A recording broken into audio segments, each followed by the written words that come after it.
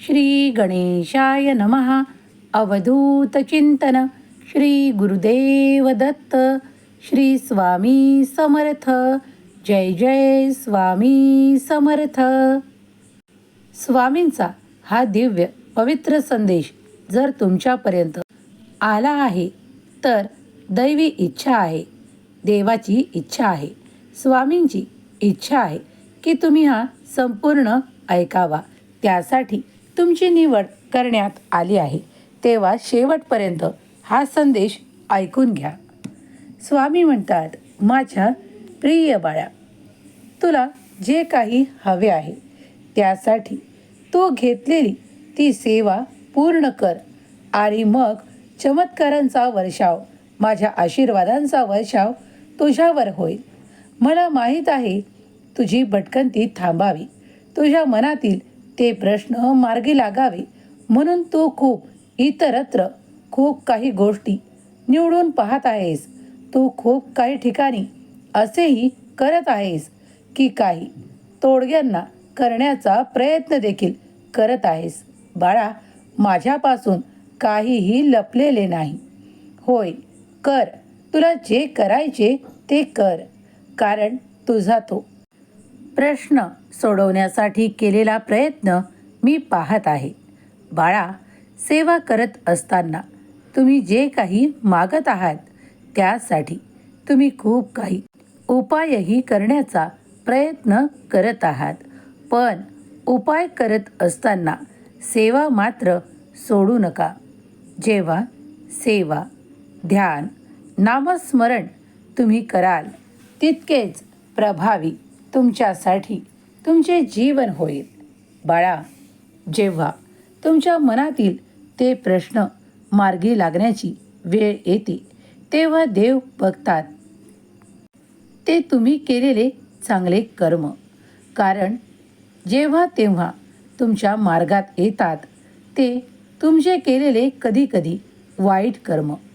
तेव्हा वाईट कर्म जरी माझ्याकडून ऐकताना तुम्हाला असे वाटत असेल की मी कोणतेच वाईट कर्म केलेले नाही, पण तू जाणता न जाणता कधीकधी कित्येक वेळा तुझ्या हातूनही, मुखातूनही आणि कधीकधी मानसिकतेतूनही असे काही घडून येते जे चांगल्या कर्मात, शुभ कर्मात मोडल्या जात नाही. बाळा, म्हणूनच काया, वाचा, मनाने शुद्धीकरण करण्यासाठी देवाचे ध्यान करणे तितकेच आवश्यक आहे. नाम जपामुळे तुम्ही तुमचे हृदय स्वच्छ करता, तुमचा आत्मा पवित्र होतो. कारण जेव्हा तुमच्या शरीरातून, मनातून आणि तुमच्या मुखातून एका वेळेत नामस्मरण केल्या जाते तेव्हा ते देवाकडे येते.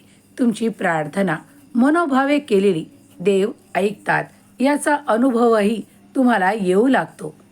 कधीकधी सोप्या सहज गोष्टीही तुम्ही नियोजित केलेल्या असतात, पण त्या योग्य वेळेवर घडत नाही. कधीकधी खूप काही गोष्टींना खूप आडकाठ्या येऊ लागतात, खूप कामात अडथळे येऊ लागतात. तेव्हा समजून जा की दृष्ट शक्ती, नकारात्मक ऊर्जा तुम्हाला खूप काही त्रास देत आहे. तेव्हा फक्त देवावरचा केलेला विश्वास, देवाचे केलेले नामस्मरणच तुमच्या कार्यात तुम्हाला उन्नती, प्रगती देण्यासाठी देवच मदत करणार आहेत. एक ईश्वरा वाचून तुमचे कार्य कुणीही पूर्णत्वास नेऊ शकत नाही. बाळा, तुझ्यावर माझा आशीर्वाद निरंतर आहे, पण काही अडचणींचा सामना करून तू खूप काही त्रासून जात आहेस. पण या त्रासातूनही पुढे जाऊन तुझ्यासाठी सुखाचे, आनंदाचे क्षण देणारा माझा हा संदेश ज्या क्षणाला तुझ्यापर्यंत येईल तेव्हा लक्षात घे की तेव्हापासून तुझी ऊर्जा वाढू लागेल. तुझ्या ऊर्जेत ती सकारात्मक परिवर्तन होण्यासाठी सुरुवात होणार आहे. जेव्हा तुझ्या मनातील ते प्रश्न मी जाणतो तेव्हा बाळा, या संदेशाला टाळून पुढे जाऊ नकोस. संपूर्ण ऐकून घे. तुझ्या आयुष्यात सर्वात मोठे परिवर्तन होण्याची पुढील काही काळात सुवर्ण संधी तुला प्राप्त होईल. त्या संधीचे सोने करायचे हे तुझ्याच हाती असेल. म्हणूनच कर्म चांगले कर आणि नियमाने तू जे काही करत आहेस ते सुरू ठेव.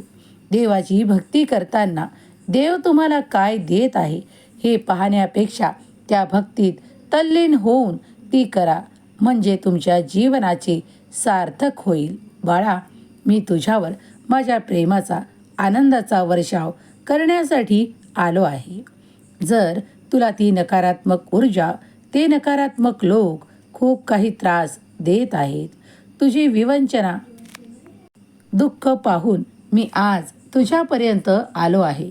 मला माहीत आहे की कित्येकदा तू माझ्याशी बोलताना तुझ्या डोळ्यातून अश्रू अनावर होऊ लागतात.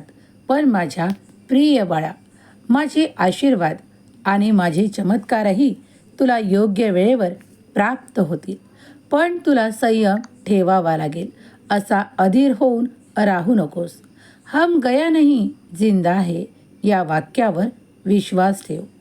जो माझ्या प्रकाशाने परिपूर्ण होतो त्याला अंधारात चालावे लागत नाही. मी तुझा प्रकाश आहे. मीच तुझ्यावर ते आशीर्वाद देऊ इच्छितो. त्यासाठीच मी तुझ्या आयुष्यात आज आलो आहे. स्वामी म्हणतात, बाळा, तुझी चांगली वेळ सुरू होण्यापूर्वी तुला काही संकेतही प्राप्त होतील. ते संकेत तू चमत्कारात परिवर्तित करू शकतोस, कारण दैवी ऊर्जा तुला प्राप्त होत आहे. स्वामी म्हणतात, बाळा, तू तर भाग्यशाली बाळ आहेस. आता तू जेव्हा हा संदेश ऐकत आहेस तेव्हा तुझी निवड मी करून तुला भाग्यशाली बनवण्यासाठी हा संदेश तुझ्यापर्यंत पाठविला आहे. स्वामी म्हणतात, बाळा, विचार करणे ही एक विलक्षण शक्ती आहे जी तुला प्राप्त आहे. विचार कर की जेव्हा तुझ्यासाठी कठीण वेळ येते तेव्हा त्याच क्षणाला तुझ्यासाठी दैवी आशीर्वाद चमत्कारांच्या रूपात येऊ लागतात. जर तुम्ही देवाकडे वळला आहात तर विश्वासाने देवांचे श्री स्वामी समर्थ नाम जप सुरू ठेवा, कारण तुम्हाला अद्भुत चमत्कार आकर्षित करण्यासाठी स्वामींचे नाम जप करावे लागेल. कारण देव अत्यंत प्रसन्न होतात ते नामस्मरणाने. तुम्ही केलेल्या त्या भरपूर मनाने प्रार्थनेने. जेव्हा तुम्ही मनोभावे प्रार्थना करता तेव्हा दुसरे तिसरे काहीही होत नसून तुमच्यासाठी अद्भुत चमत्कार घडू लागतात. तेव्हा जर तुम्हाला अद्भुत चमत्कार हवे असतील तर देवाकडे येताना भिवू नका. देव म्हणतात, मी सतत तुझ्या पाठीशी उभा आहे. तेव्हा कुठलीही भीती न बाळगता देवाचे स्मरण कर. जो कोणी देवाकडे येतो त्याला अंधारात चालावे लागत नाही. माझ्या प्रिय बाळा, माझे हे संदेश तुझे जीवन परिवर्तन करेल. सुख, समृद्धी, आरोग्य आणि आनंद तुझ्या दिशेने मी पाठवत आहे. त्याचा आनंदाने स्वीकार कर. तुझे सर्व काही कल्याण होईल. स्वामींचा हा संदेश तुम्ही स्वीकार केला आहे. तुम्ही स्वामींचे भाग्यशाली बाळ आहात. स्वामींनी स्वतः निवड करून तुम्हाला या संदेशापर्यंत आणले आहे. अद्भुत चमत्कार काही तासातच तुम्ही प्राप्त कराल. श्री स्वामी समर्थ, जय जय स्वामी समर्थ लिहायला विसरू नका.